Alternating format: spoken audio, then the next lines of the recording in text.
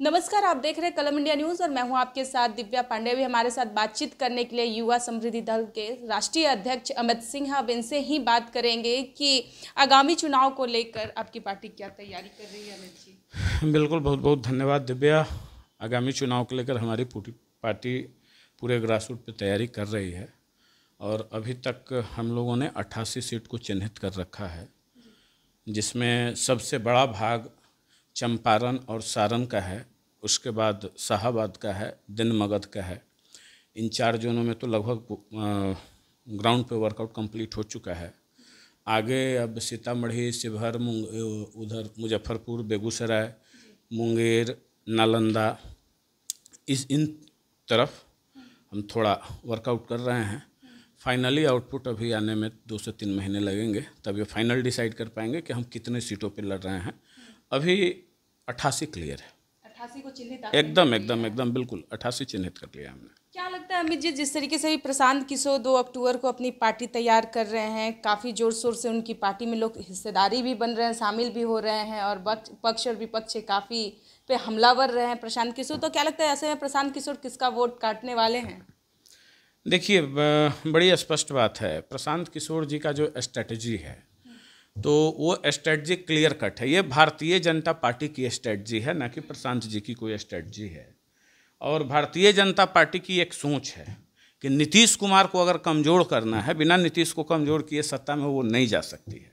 तो नीतीश कुमार को कमज़ोर करना है तो फिर उसके लिए उनका जो सपोर्टिव ये है, राष्ट्रीय जनता दल को ही कमज़ोर करना होगा। क्योंकि मान लें अगर बीजेपी तंग करती है तो नीतीश जी चले जाते हैं उधर। तो माननीय मुख्यमंत्री जी को कमज़ोर करना है तो अब ये सोचे कि अब नीतीश जी पे अटैक करेंगे तब तो डायरेक्टली केंद्र की सरकार इफेक्टेड हो जाएगी। तो इससे बेहतर है कि हम राष्ट्रीय जनता दल को ही डिस्टर्ब कर दें और इस स्थिति में ला दें राजद को कि वो स्थिति में सरकार बनाने की स्थिति में रहे ही नहीं। उसका बेनिफिट भले वो प्रशांत जी को चला जाए, इधर चला जाए, उधर चला जाए, बट राजद को नहीं जाना चाहिए। ये उनका है मकसद। और उसी मकसद में कल तो मतलब इंतहा की हद कर दी। एक बहुत सुंदर शायरी है, लेकिन वो पूरी शायरी नहीं बोलेंगे। कल प्रशांत जी ने क्या किया? पहले लोग गमछा ही ओढ़ते थे, टोपी पहनते थे। देखिए, मैं किसी धर्म पे टीका टिप्पणी नहीं कर रहा हूँ और मैं आपके कैमरे पे कह रहा हूँ कि अगर किसी को भी मेरी बात से कहीं कुछ भी लगे तो मैं पहले ही माफ़ी मांग ले रहा हूँ। मैं स्पष्ट, मैं किसी हर धर्म का सम्मान करता हूँ, हर जाति का सम्मान करता हूँ। तो कल प्रशांत जी ने जाकर नमाज पढ़ रहे थे मनेर शरीफ दरगाह में। एक वीडियो हमने देखा, हमें थोड़ी आश्चर्य हुई। क्या प्रशांत जी को कलमा याद है? क्या प्रशांत जी को आयत याद है? कुरान की आयतें याद है? नमाज में जो पढ़ा जाता है ये उनको पता है।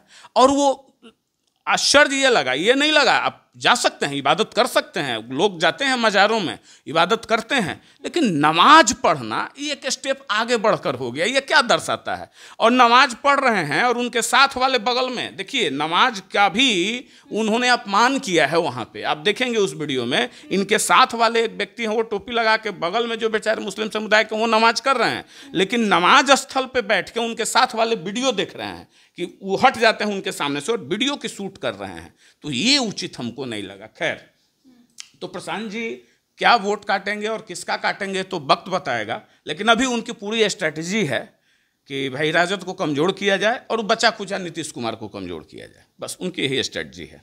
आखिरी एक सवाल ले रहे हैं अमित जी, क्या आप लोग किसी पार्टी से गठबंधन करने के लिए सोच रहे हैं? नहीं, आपका एक सवाल और छूट गया था जिसका भी हम जवाब दे दें। बड़ी इंटरेस्टिंग है।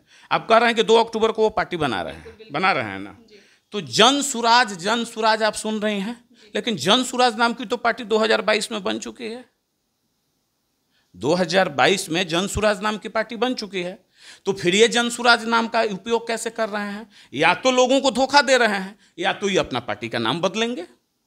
अगर जन सुराज नाम रखते हैं तो यानी ये जन सुराज अभियान वो पहले से चल रहा है, लेकिन अब जो बोलते जा रहे हैं ना कि जन सुराज कैंडिडेट देगी, जन सुराज ये करेगी, जन सुराज वो करेगी, यानी जन सुराज ही पार्टी बनेगी। तो फिर जनसुराज पार्टी तो ऑलरेडी रजिस्टर्ड है 2022 में, तो फिर 2 अक्टूबर को क्या करेंगे? खैर ये देखने वाली बात होगी। रही बात कि हम किससे गठबंधन करने जा रहे हैं, हम किसी से गठबंधन नहीं करने जा रहे हैं। एकदम निर्दलीय नहीं भाई, दल है, युवा समृद्धि दल है। हाँ, इंडिपेंडेंट ही लड़ेंगे। हमको देखिए सत्ता में आना का उतावलापन नहीं है, हमें यह पता है कि 2025 में क्या होने वाला है। 1974 बैच के लोग मारामारी करेंगे, अंतिम चांस इस बार भी हो जाए। कुछ लोग चाहेंगे अपने पुत्र पुत्रियों को सेट करना, तो वो सबको देखने का मौका जनता को देना है। उनके बीच में हमारा प्रयास है कि हम उनके बीच से निकलें, हमको किसी का नहीं लेना है, क्योंकि सबके ऊपर कुछ ना कुछ टीका टिप्पणी है ही, कुछ ना कुछ कलंक है ही। अरे किसको हम बचना चाह रहे हैं, हम उस राजनीति का हिस्सा नहीं बनना चाह रहे हैं जो एक परंपरागत राजनीति है। अब डेवलपमेंट की राजनीति होती है, अब यूथ की राजनीति होती है। हम उसके लिए पार्टी बनाए हैं, हम आप जैसे भाई बहनों के लिए पार्टी बनाए हैं जो आए और इसमें करें। अब प्रशांत जी जैसा ऐसा नहीं कि अब हम कल कुछ कह रहे हैं, कल कहे कि नहीं हमको मुख्यमंत्री बनना छोटा लगता है, और आज कहते हैं कि अब जनता कहेगी तो हम, पार्टी के लोग कहेंगे तो हम राघोपुर से भी चुनाव लड़ जाएंगे। मतलब ये कुछ मतलब नहीं बनता है। हम लोगों का कांस्टेंट बात है, वो कहते हैं छोड़ दीजिए चिंता, पैसा हम देंगे, संसाधन हम देंगे। भैया आप कहाँ से देंगे, कहाँ से पैसा आ रहा है? हम ये नहीं कहते हैं, हम ये कहते हैं अब ये बताइए, वो कहते हैं कि 5000 आप ये लेकर आइए प्रस्तावक। तो जो व्यक्ति 5000 प्रस्तावक अपने चुनाव में लेकर आएगा तो उसको प्रशांत किशोर की क्या जरूरत है, उसको बीजेपी की क्या, किसी बैनर की क्या आवश्यकता है? 50,000 वोट का तो वो खुद मालिक हो गया ना व्यक्ति। एक परिवार से एक प्रस्तावक आएगा तो 10 वोट तो वो लाएगा जब प्रस्तावक होगा। तो फिर प्रशांत जी की क्या आवश्यकता है उसमें? तो कोई ज़रूरत नहीं है। मैं ये नहीं कहता हूँ, हमारा दल ये नहीं कहता है। हमारा दल का स्पष्ट विजन है, ना हम कोई रैली करेंगे, ना हम कोई धरना प्रदर्शन, ना कोई हो हंगामा, ना आम वैसा कोई कार्य, एकदम कोई कार्य नहीं जिससे आम जनता को कष्ट पहुंचे। किसी भी रैली, किसी भी बंद कॉल, किसी भी चीज़ पे आम जनता को ही दिक्कत होती है ना, बच्चे बूढ़ों को दिक्कत होती है ना। जो गरीब दिहाड़ी मजदूरी करते हैं, रोज कमाते हैं, रोज खाते हैं, आप भारत बंद कर दिए तो आप तो अपनी राजनीति रोटी सेक रहे हैं, लेकिन उस बेचारे का तो एक दिन का मजदूरी गया, आप पहुंचाएगी पार्टी क्या उसके घर? तो इन चीज़ों से हम बचते हैं। दूसरा, हम इसलिए रुपया को महत्व नहीं दे रहे हैं, हम ग्राउंड पे वर्क को महत्व दे रहे हैं। हम कार्यकर्ताओं को कह रहे हैं कि नहीं, जब फिर तो निकम्मा हो जाएगा ना, कहेगा कि क्या लगता है सब, तब तो कुतुब मीनार से नीचे कोई नहीं चढ़ेगा, सब कहेगा कि हम तो चढ़ ही जाएंगे एक बार में। माउंट एवरेस्ट चढ़ना है, हाँ चढ़ जाएंगे एक बार में। लेकिन जिसको अपने संसाधन से चढ़ना पड़े तब उसको समझ में आएगा कि माउंट एवरेस्ट चढ़ें कि हम उसके नीचे रहें, कि उसके नीचे रहें। तो ये हम नहीं कह रहे हैं। पार्टी का जो धर्म होगा, जो दायित्व होगा, उसका निर्वहन हम अवश्य करेंगे। हम क्या करेंगे, पार्टी करेगी। लेकिन यह आश्वस्त नहीं कर रहे हैं कि आप आइए गुल्ली डंडा खेल के जितना मर्जी हो उड़ा के चले जाइए, तो ऐसी कोई बात नहीं है। बहुत बहुत धन्यवाद अमित जी। तो ये हमारे साथ युवा समृद्धि दल के राष्ट्रीय अध्यक्ष अमित सिंह थे। हमने इनसे बातचीत की। प्रशांत किशोर की भी एक सवाल लिए इनसे कि प्रशांत किशोर किसका आखिर वोट काटने के लिए जो है तैयार हैं, बीजेपी का या फिर राजद का? लेकिन साफ तौर पे दिख रहा है, अभी इन्होंने भी साफ कर दिया अमित जी भी, कि वो राजद का ही वोट बैंकिंग काटने के लिए वो जो है अपनी पार्टी तैयार कर रहे हैं। अब देखना यह होता है कि किसका ज़्यादा वोट प्रशांत किशोर काटते हैं। लेकिन बात देख कर ली जाए तो जनसुराज अभियान वो 2022 में भी इसका उन्होंने नाम रखा था, लेकिन अब जो है 2 अक्टूबर को फिर वो पार्टी तैयार कर रहे पार्टी जो है 2 अक्टूबर को उनकी सारी ये हो जाएगी।